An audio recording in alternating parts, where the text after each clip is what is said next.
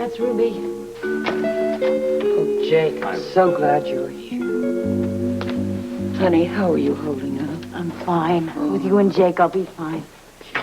I'm worried about Terry, though. She's going to need some help.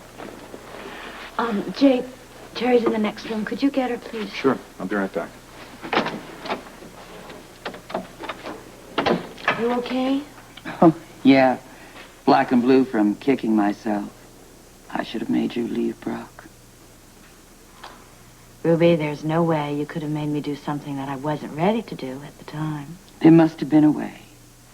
This whole tragedy wouldn't have happened if I'd been stronger, smarter, something. No.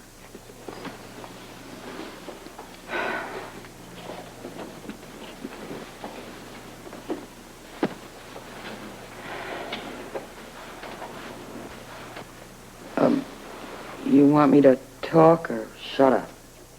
Talk, please, talk. Honey, just as we know that good times won't last forever, the same is true of bad times. What I'm trying to say to you is too will pass. You know the worst thing? And I haven't told anybody this. This might even make you angry. Nothing you could do would ever make me angry. In spite of everything that Brock said and did, he was my husband.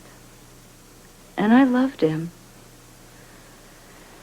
And even up until the last day that he lived, I had hope.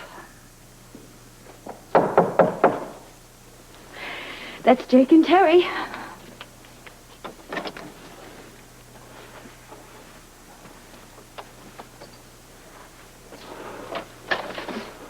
Terry?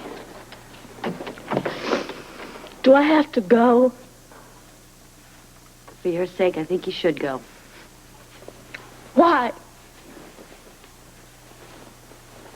Do you remember one day we talked? And it wasn't very long ago. You told me that your father was a different man when you were a little girl. Yes? Well, then you go for that man. Because it's the last thing that you can do for him. Why do you touch me? What? I don't understand after all the things I've told the police. You told them what you saw. Yes? You told them the truth. Yes? You told them as much of the truth as you knew. Yes! Well, then the whole truth will come out, Terry, and the whole truth is not going to hurt me. No. Well, it's gonna get worse. It's gonna get worse. All right. Brock was shot from about here, right? Yeah, I think so. If Bobbie and Brock did struggle, that's about where she would have fallen. But she was knocked out. She said. Well, she came to from behind the desk here. She said. All right, that's what she said. That's what must have happened. Besides, it just doesn't square with what Terry said in her statement. Now, Terry said that she found Bobbie kneeling down beside Brock's buddy with a gun in her hand. Yeah. All right, it squares with me. When Brock knocked her down, she grabbed the gun, fired. Then she came over to see if Brock was dead, still holding the gun. Yeah, but she was suffering from concussion. Oh, come on, Robert. You know as well as I do that a concussion doesn't always knock people out. Look at the doctor's report. He said it wasn't even a severe concussion. You ever try reading between the lines? No, not in my racket. Do it sometime. Oh, come on, now, that's just guesswork. It can also be called creative thinking. Why don't you take a look at the facts? Bobbie's story is too neat. It's a cover. She conveniently gets knocked on the head, is unconscious. Somebody else comes into this apartment and shoots Brock. Come on, no. I'll tell you what's convenient. What? It was most convenient for a third party to walk in that door, see Brock alone, pump a slug into him, then leave. You ever think about that? Who?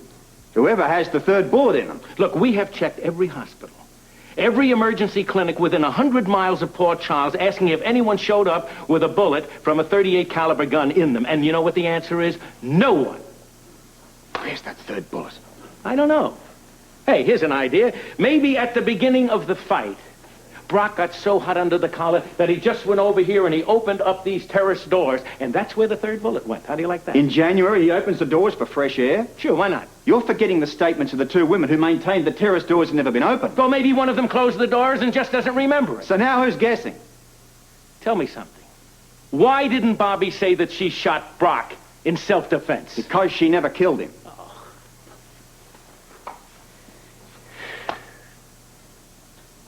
Robert, I tell you, we're getting nowhere. You've closed your mind. Okay, I'll work on it. Fair enough. Our job is to find evidence. The DA's job is to evaluate that evidence. Then the grand jury's job is to evaluate the case that the district attorney brings to them, and then the grand jury will decide whether or not Bobbie Brock is indicted for murder. You're saying we're low person on the totem pole? Not low, not high. That's just procedure. What's the point of procedure if the right person isn't brought to justice? Now, that rarely happens, and you know it. I'm not about to have Bobbie Brock be one of those rare instances. All right, what have we got here? We finished? It's all wrapped up for me. I'm going to turn the place back over to Bobbie. Well, I'll get the guy outside to come in and pick up all this tape. He was a strange peanut, this one. Yeah. You know, if Bobbie did kill Brock, I wonder if she has the guts to come back here and live.